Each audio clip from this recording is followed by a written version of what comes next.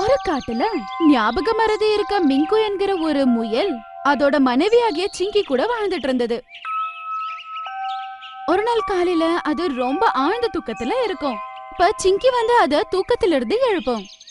என்னங்க, நான் சொல்றது கேக்குதாங்க? சீக்கிரம் எஞ்சுக்கோங்க, கொஞ்சம் எமர்ஜென்சி. ஓஹோ, காலங்காத்துல வந்துட்டியா? கடவுள் உன்ன மாதிரி தங்கச்சியை யாருக்குமே கொடுக்க கூடாது.